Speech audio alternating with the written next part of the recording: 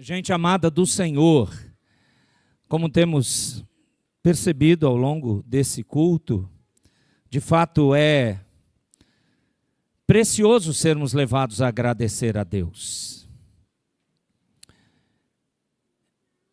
Mas precisamos focar no que realmente é aquilo que Deus nos ensina a chamar de importante. Essa vida terrena é muito abençoadora. E o que eu vou mencionar agora tem sido, ao longo dos últimos anos, algo que o Senhor tem ensinado por sua Escritura a mim. E eu não quero com isso tentar ensinar a igreja, eu só estou compartilhando disso. Existem duas coisas grandiosas de todas que impactam a vida de um ser humano. Duas coisas podemos resumir de tudo. A primeira delas é exatamente sermos salvos, nossa redenção. Isso muda tudo completamente e eternamente. Mas existe uma outra coisa na nossa realidade terrena que muda tudo, que é a morte. E muda mesmo. Muda porque o povo do Senhor, por causa da morte, vai para a eternidade. E essa é a alegria. Mas a morte separa. E aí, por mais que biblicamente nós saibamos que morte é consequência do pecado, morte mostra como o desejo egoísta do ser humano em trilhar o seu próprio caminho quebrou a grande comunhão com Deus. Isso desde o jardim do Éden. Contudo, o Senhor não disse, não preparou, desde antes da fundação do mundo, que essa fosse a história final e, portanto, uma outra necessidade então brotou no coração do Senhor. Não, nós nunca vamos poder compreender e, sinceramente, talvez nem toda a eternidade seja suficiente para compreender essa soberania de Deus, que no nosso tempo cronológico, nosso tempo presente, terreno, Ele não apenas para marcar quão terrível é o nosso pecado, que encerra a nossa vida terrena com morte, mas existe uma outra coisa, que nós crentes, o povo do Senhor, somos dele, nós precisamos aprender a agradecer. Até agora, até o presente momento, nós podemos, isso mesmo, até o presente momento, nós podemos agradecer, por exemplo, porque a família do nosso irmão Luiz Nunes e dona Irenice, eles compartilharam de um casamento até agora, de longa data. Nós podemos agradecer porque eles, como outros irmãos, outros que já passaram o luto, podem agradecer o tempo de vida que compartilharam com seus queridos. Sabe, a morte faz com que você olhe para trás, e nós não fazemos isso normalmente, eu não faço.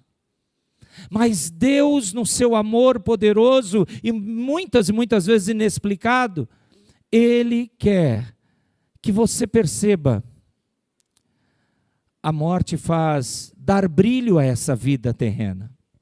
Sim, essa vida com lutas, dores, provações, dificuldades e situações crônicas,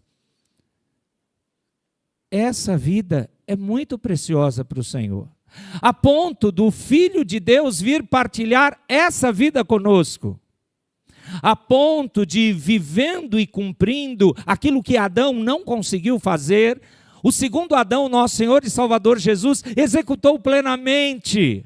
Ele cumpriu a aliança de obras para nos dar a possibilidade de vivermos a aliança da graça.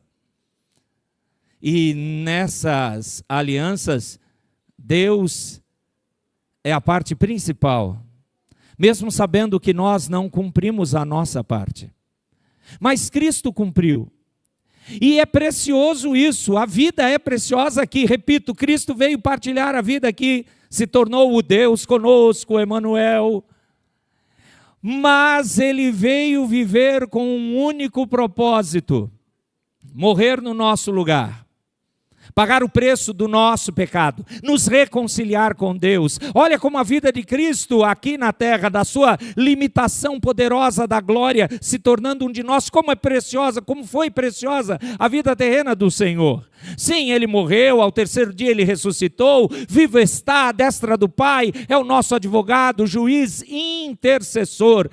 O seu consolo, quando Ele subiu aos céus, foi enviar sobre nós o seu Santo Espírito, o selo, o penhor, a marca de que somos dele para sempre.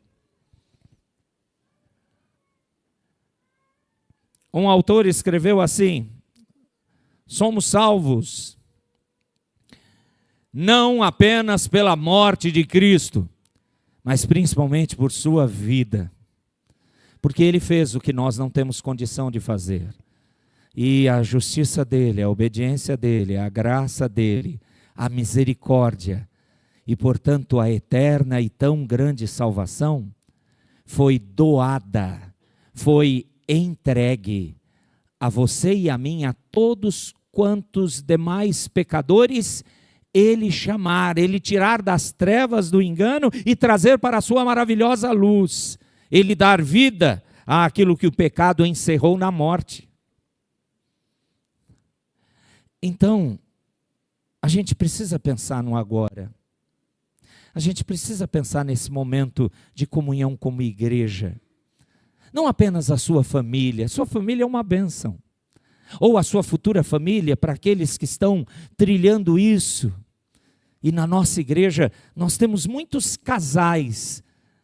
Eu nunca fiz tanto casamento, queridos. Já foi inaugurado em novembro, vai ter em dezembro. Muitos jovens, até abril, na minha agenda.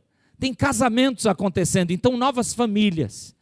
Nós olhamos a nossa igreja e vemos muitas criancinhas de colo, meninos e meninas. E o Caleb está chegando. Ah, pastor, o senhor é Caleb. Creia e descanse no seu coração. Ah, fica preocupado. Eu, hein? O neto é meu. Veja que coisa abençoada. Por favor. A questão é que nós vivemos agora, e o instante agora, olha, o agora acabou de virar passado.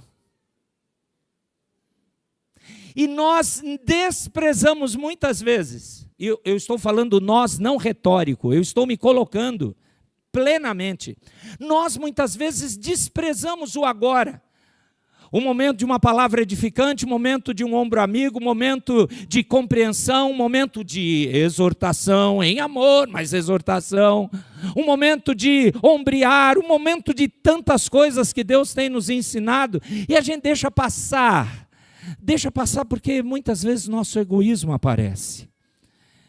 Sabe, amados, se tem algo que eu tenho aprendido, mesmo vendo o sofrimento alheio, de muitas coisas que eu ainda não vivi, mas eu vou ser bem sincero, como ontem, lá na madrugada, no hospital do servidor público, com uma das nossas famílias.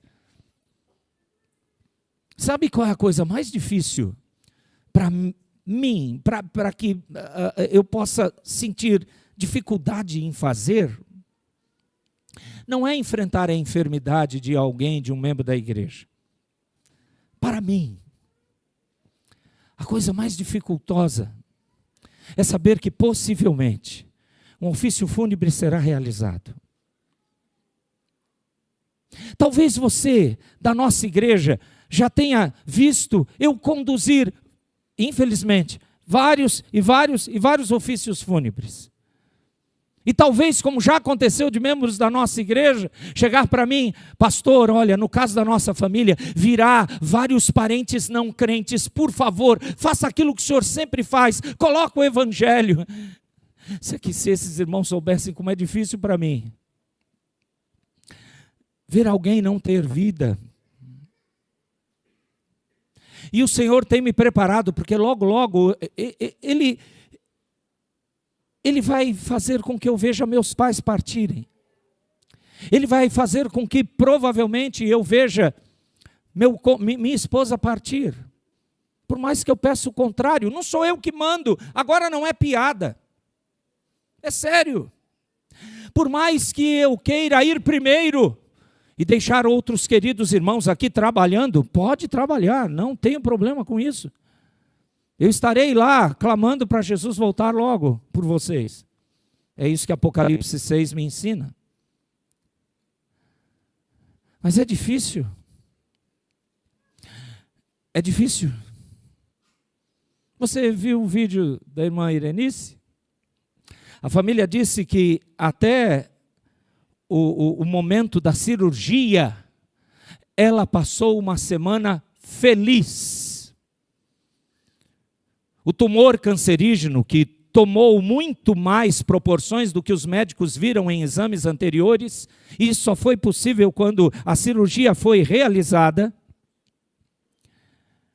não causou até agora, porque até agora ela está lá na UTI. Até agora não causou para ela dores que muitos de nós já vimos nossos queridos padecerem. Eu vi meu sogro padecer com a mesma enfermidade e ele sofreu um bom tempo. Foi algo rápido, né? Nós falamos que o câncer é algo assim que dizima, e foi ao longo de um ano sofrendo. O testemunho desta família, que representa uma das famílias da nossa igreja, disse: pastor, foi a semana mais alegre que vimos a esposa, mãe, avó passar. De vir no culto do domingo à noite, porque os médicos falaram: se resguarde até a cirurgia, para não se envolver em ambientes, possíveis contaminações. Seu Luiz Nunes disse assim: ela pediu, eu quero ir no culto à noite. E ela veio, e Deus abençoou mais uma vez a instrumentalidade do pastor Laércio, e aquela mensagem falou ao coração dela. De culto a ir num circo com os netos, e riram a valer. É o relato deles. Você percebeu? Nós devemos lembrar, no momento em que possivelmente a morte vai chegar, quantas foram as oportunidades de vida que Deus não apenas deu, está dando para você agora. Olhe ao seu redor, perceba quem está ao seu lado está vivo.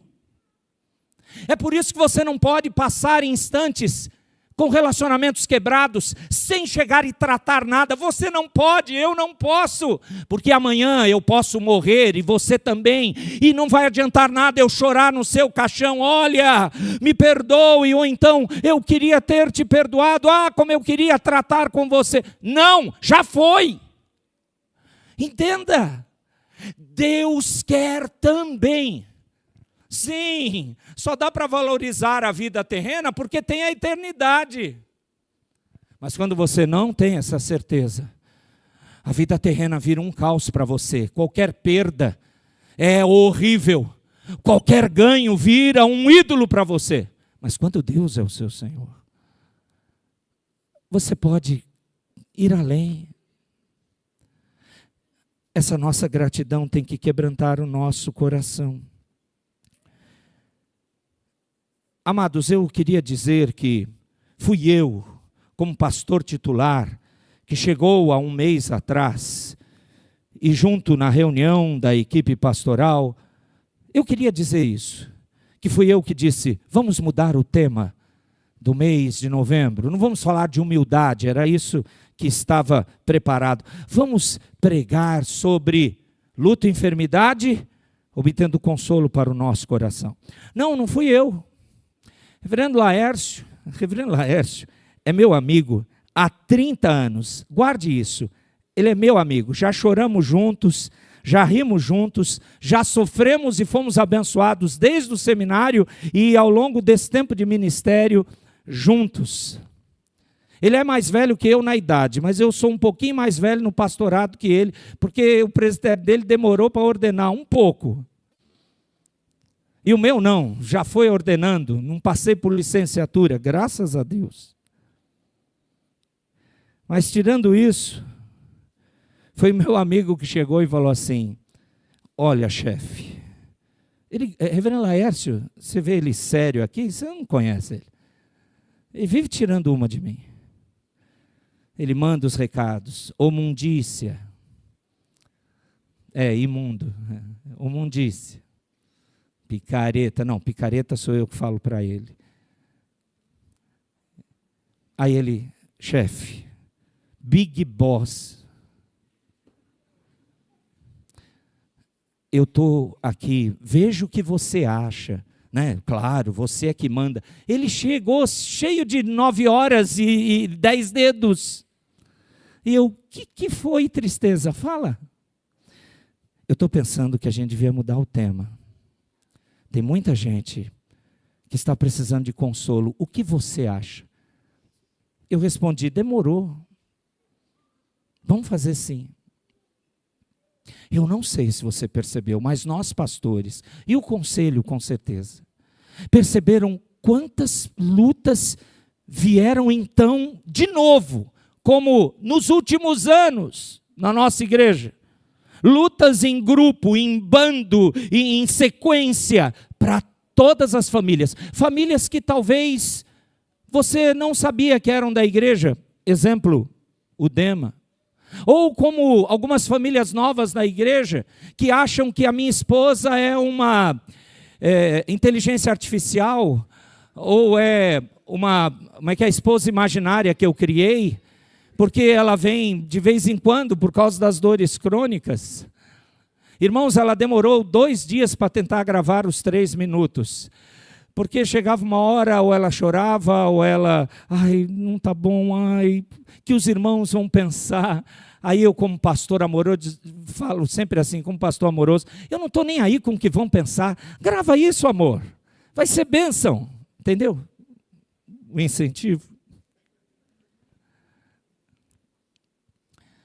Talvez você não saiba o nome de todos aqui, mas todos são pessoas humanas que estão sendo quebrantadas por Deus para viver para a glória dele. Tem gente que vai pisar na bola contigo, e você também. Mas o Senhor tem nos chamado para sermos essa igreja. Não, eu não estou amenizando, dando uma de sermão do abraço, do amor. Não, eu estou falando a real. A realidade nossa é que nós somos diferentes. Temos um potencial incrível nas mãos de Deus de fazer a vontade dEle. E também temos um potencial pecaminoso de estragar nossos relacionamentos aqui.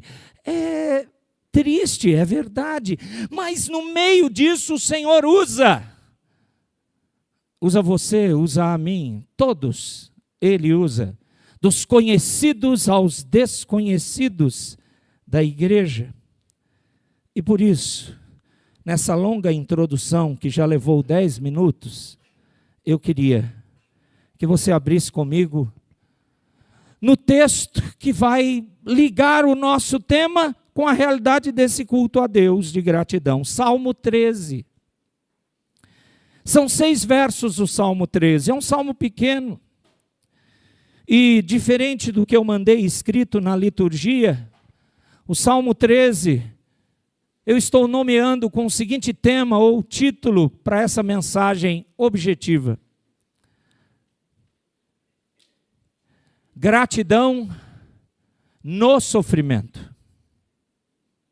Isso mesmo, gratidão no sofrimento, se você preferir, no meio do sofrimento, gratidão através do sofrimento.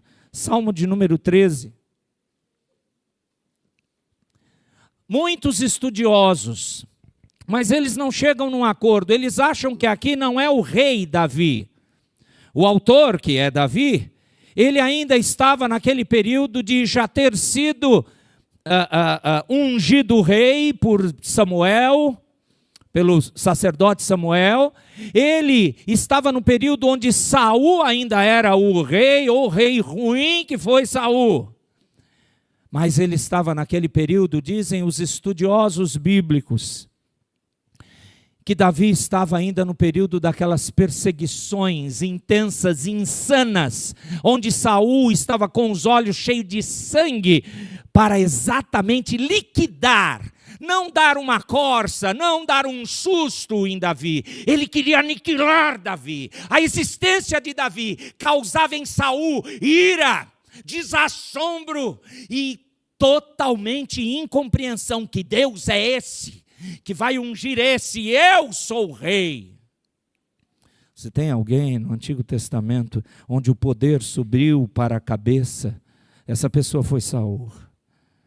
E não tente desenhar Saul como um rei bobalhão, alto, forte, bonito e sensual, mas cabeça vazia. Não, maldoso.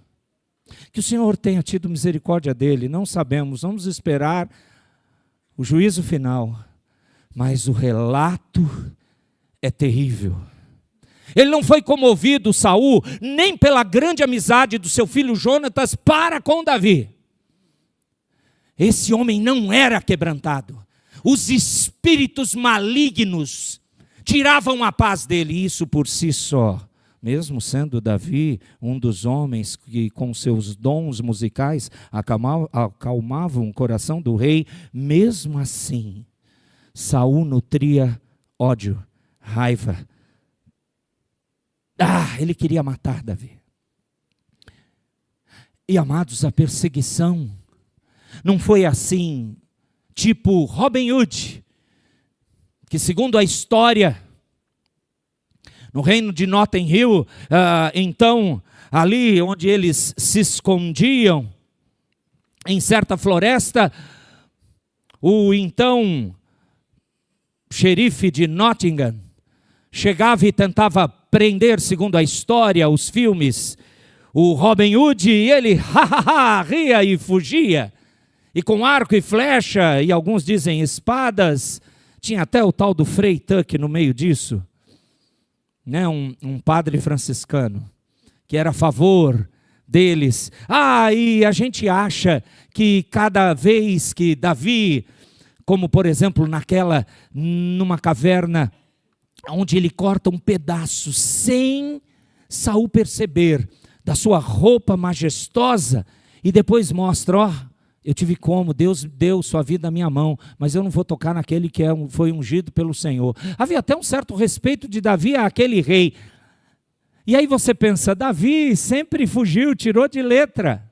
Menino bom esse, Deus era com ele. No Salmo 13, você não lê isso. No Salmo 13, ele sucumbiu à tristeza, à depressão, ao medo, à angústia. Quem? O Davi. Por quê? Por causa do nível que chegou, a perseguição de Saul a ele. Esse é o contexto. Agora ouça o texto, por favor. Diz Davi, e veja que é um louvor ao mestre de canto, Salmo de Davi, uma oração que foi transformada em música. Diz Davi, até quando, Senhor, esquecer-te-ás de mim para sempre? Até quando ocultarás de mim o rosto? Até quando estarei eu relutando dentro da minha alma, com tristeza no coração cada dia? Até quando se erguerá contra mim o meu inimigo? Verso 3. Atenta para mim. Responde-me, Senhor, Deus meu, ilumina-me os olhos, para que eu não durma o sono da morte, para que não diga o meu inimigo, prevaleci contra ele, e não se regozijem os meus adversários, vindo eu a vacilar. No tocante a mim, diz Davi, confio na tua graça. Regozije-se o meu coração na tua salvação. Cantarei ao Senhor, porquanto me tem feito muito bem. Eu não sei por que apareceram os versos 5 e 6. Mas talvez você pode dizer assim, eu acho que os tradutores, ou quem imprimiu aqui a Sociedade Bíblica, eu acho que imprimiu o salmo errado. Você leu de 1 a 4, o que você tem? Você tem desespero, você tem uma clareza. Davi está dizendo, Deus me abandonou, eu não tenho uma mudança na situação. E não mudou, até o verso 6, não há nenhuma sombra de mudança. Eu lhes mostraria, se tempo tivéssemos, de outros salmos onde Davi diz que a sorte dele mudou. E foi fato que você pode, muitas e muitas histórias no contexto bíblico, provar que foi assim. Mas aqui não. Não mudou nada. Eu não sei porque ele disse o 5 e o 6. Olha só. 4 vezes, até quando, Senhor? Verso 1, até quando? No mesmo verso 1, a segunda vez. Verso 2, mais 2 vezes, até quando? No verso 3, ele clama, olha para mim, Senhor. Na verdade, 4 vezes, ele está dizendo que Deus está distante dele. A percepção real de Davi é essa. Então, nem eu, nem você deve se sentir totalmente achando, Davi devia estar com a fé muito fraca. Não, Davi é você hoje, Davi sou eu. Nós temos essas impressões e sensações em lutas dessa vida. Nós precisamos demais do Senhor por causa dessas questões que nos quebram, como Davi precisou, e ele diz isso. Veja como é assustador. O Senhor se esqueceu de mim? O Senhor está ocultando até quando o rosto de mim? Por favor, eu estou relutando dentro da minha alma, porque eu estou triste de coração cada dia. Se isso não é tristeza em excesso, depressão, eu não sei o que é. Inimigo está se erguendo contra mim. Agora olha o verso 3.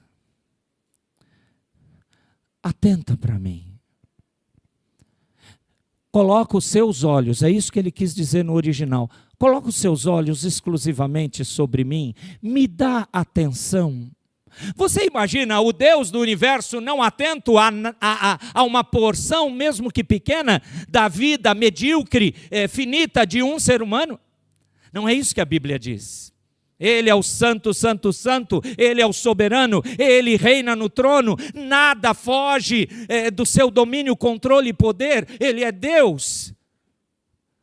Mas o que Davi está vivendo e sentindo é isso, porque não mudava tudo aquilo que ele estava vivenciando. Não havia alteração.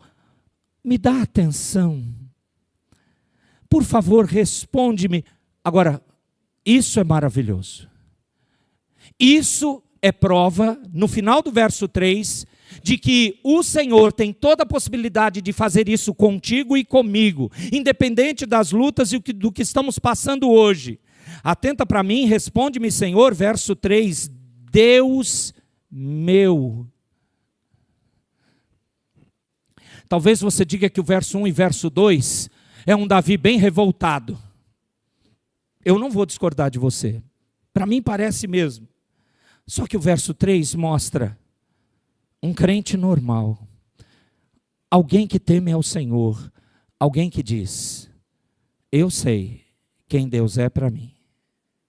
Ele é meu Deus. Ele é o seu Deus ou você é o Deus de você mesmo?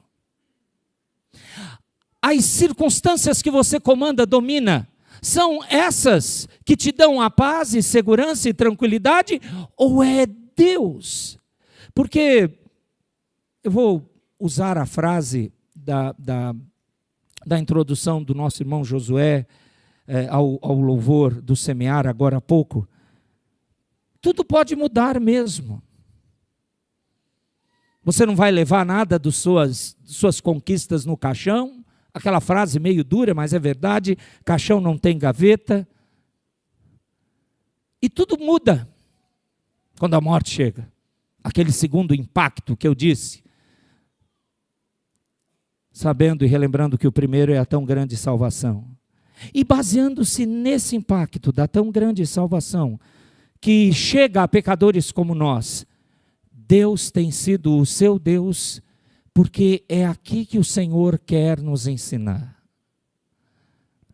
Mesmo se a situação não se altera, mesmo que você esteja a clamar e entender, Deus está distante, mesmo que você diga a sua necessidade, me dê atenção, ó Deus, mesmo que inimigos, e aqui é o medo de Davi da opinião desses inimigos, verso 4, eu não quero que eles digam, prevaleci contra ele, eu não quero vacilar por causa da pressão dos adversários. Sim, ele está preocupado aqui, o que eles vão dizer? Senhor, um autor que eu li disse assim, Davi parece preocupado em tentar ligar aquela unção quando ele era mais novo para ser separado rei, de agora o momento da perseguição de Saul, onde parece que Deus não está ali, então parece que Deus não vai cumprir o propósito dele. Você já teve essa sensação? Eu já tive. Senhor, o Senhor chamou, o Senhor preparou, o Senhor não vai resolver isso. Senhor, parece que eu oro e o céu se transformou num teto de chumbo. E parece que não vai, a oração não sobe. Ah, amados, é muito bom estar feliz quando tudo está bem e debaixo do seu controle. Mas quando Deus mostra que o controle é dele, você fica assim como Davi. Contudo, Davi lembrou, Deus fez, essa é a verdade. A gente fica exaltando os personagens bíblicos. Os personagens bíblicos foram homens e mulheres iguais a você e a mim. Entenda isso. Entenda isso. É isso que deve alentar o nosso coração. A palavra de Deus não é a história de homens e mulheres fenomenais. A palavra de Deus conta a história de Deus. De um Deus que está vivo e continua a reinar hoje e por toda a eternidade. Deus tocou no coração de Davi, para ele lembrar, você é meu, e eu sou o teu Deus. Essa é a maravilhosa frase da aliança. Serei o teu Deus e tu serás para mim meu povo. Quantas vezes isso é repetido? Deus falando para Israel no Pentateuco, e ele usa os profetas. Sabe qual foi o profeta que teve que repetir isso? E ali deve ter soado muito duro para o profeta e para o povo que ouvia. Foi Jeremias. Na iminência da chegada de Nabucodonosor, amando de Deus, no controle de Deus, para castigar o seu povo, para tornar esse povo obediente, quebrantado, humilde e obediente, porque eram exaltados, porque não queriam fazer a vontade de Deus. Aquele povo somos nós, em vários momentos da nossa vida. E Jeremias teve que repetir, ei, eu faço uma aliança eterna com vocês, diz o Senhor. Eu vou colocar a minha lei no seu coração. Sim, eu sou o seu Deus, vocês serão meu povo. Não obstante, aquele povo de Israel, do momento histórico de Jeremias, estar longe de Deus, apesar de, no momento histórico de Davi, aqui, preste atenção, ele estar desalentado naquela hora. Veja, duas palavras em português final do verso, melhor dizendo, o meio do verso 3. Responde-me, Senhor, Deus meu.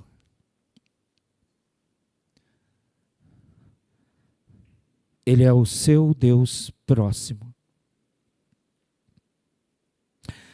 Então, para terminarmos, eu preciso fazer a pergunta.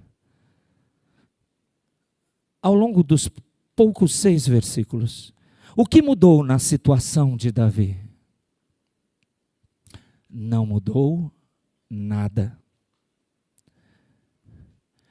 O que ele tinha? O mesmo Deus que havia lhe chamado e ungido para conduzir a vida dele como rei no momento histórico futuro de Israel. Deus ali parecia distante e silencioso. O que Davi tinha?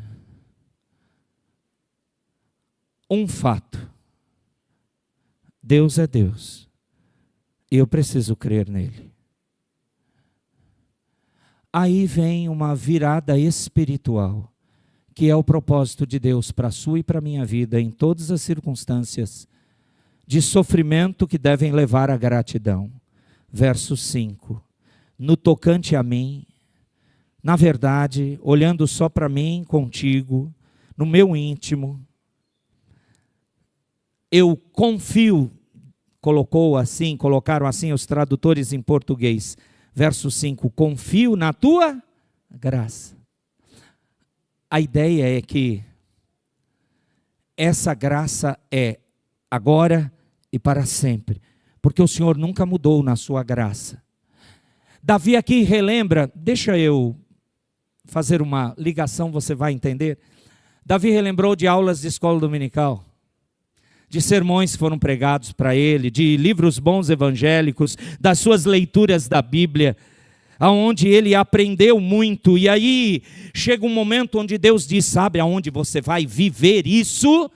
Não é apenas para fazer uma provinha lá na igreja, na sua classe de escola dominical, porque tem um professor preocupado com o seu aprendizado, ou se você é um filho menor, os seus pais questionam se você tem aprendido ou prestado atenção no ensino da igreja ou no ensino das devocionais familiares.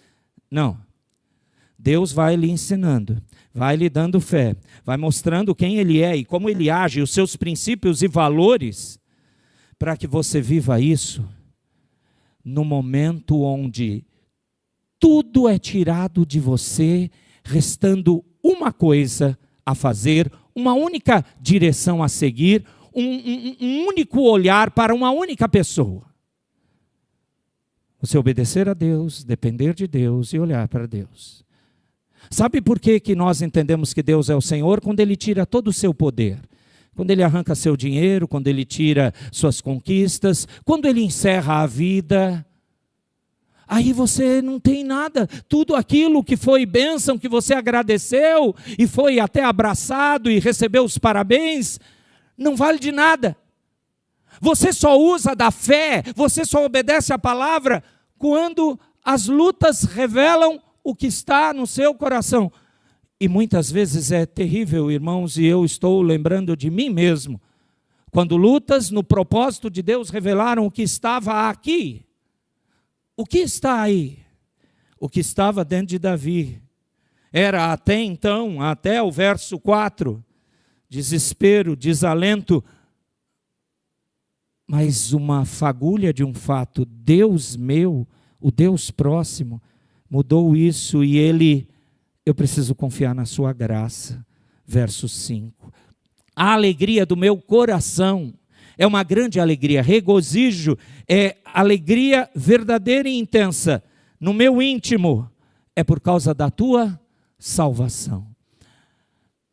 No Antigo Testamento e nos Salmos, salvação é tanto o livramento de uma situação terrível, pontual, terrena, e também a salvação eterna. Os nossos irmãos do passado, do Antigo Testamento, principalmente Davi, tinham noção clara de eternidade. Eles sabiam disso. Não é só no Novo Testamento. Aprenda isso, por favor.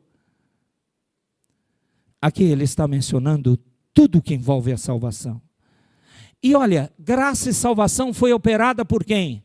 Pela obediência de Davi? Como ele se tornou homem segundo o coração de Deus? Não. A graça vem do Senhor. A salvação é operada pelo Senhor. Ele está falando de algo que ele não tem controle. Eu só posso confiar na tua graça. O teu Espírito está me relembrando que eu só posso ter alegria na tua salvação. Então,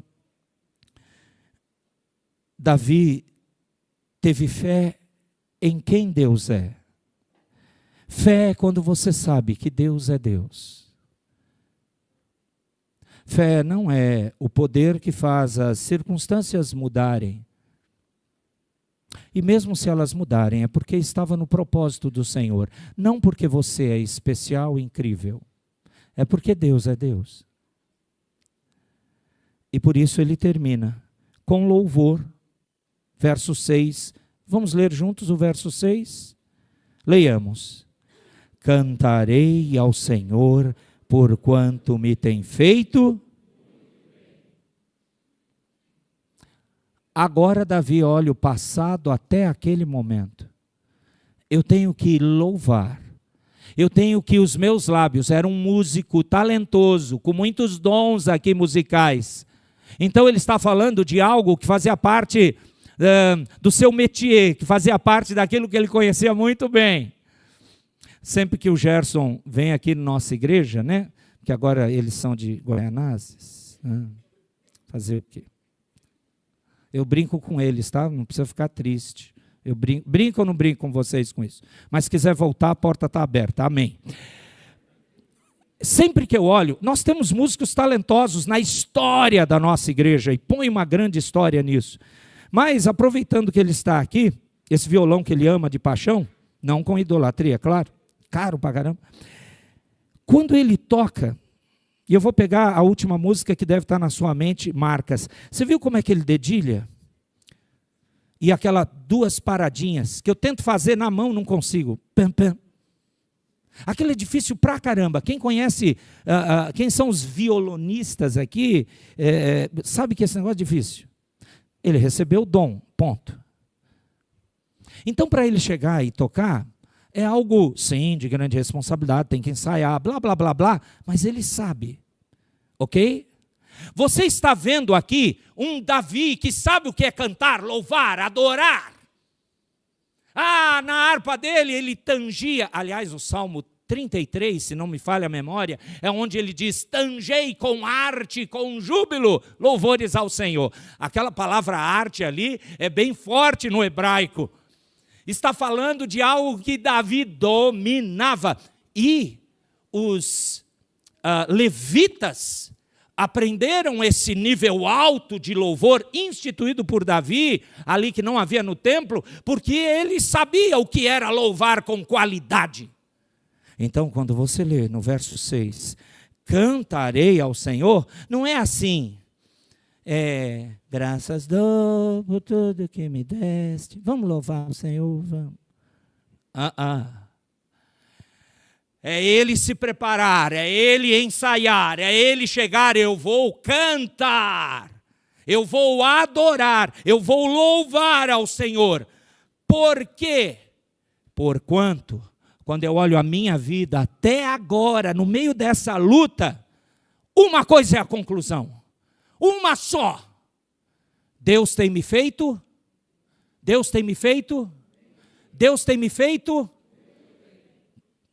Eu posso olhar para você, sem saber as minúcias da sua vida, e você que está aqui, e eu posso olhar nos seus olhos, e você pode me ver, nós vamos concluir juntos que Deus tem nos feito bem. Senão você não ia estar aqui. Senão você não ia prestar atenção e entender. E estamos terminando, não fique preocupado. Nossa igreja sempre fica preocupada com a hora. Fique em paz. Nossos cultos agora começam à noite às 18, terminam às 19h30. É só um culto de ação de graças, por favor. Não deixe o seu coração perturbar-se com isso. Se perturbe com esse ensino. Gratidão no sofrimento é o que Davi está fazendo. Mesmo a história não mudando, mesmo as sombras das trevas não sendo alteradas, eu vou cantar grandemente, poderosamente ao Senhor, porque essa é a verdade. Ele tem me feito bem.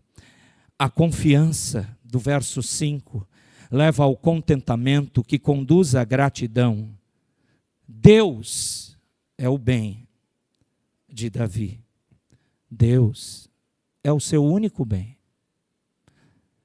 Que você possa agradecer no meio das lutas, no meio do sofrimento.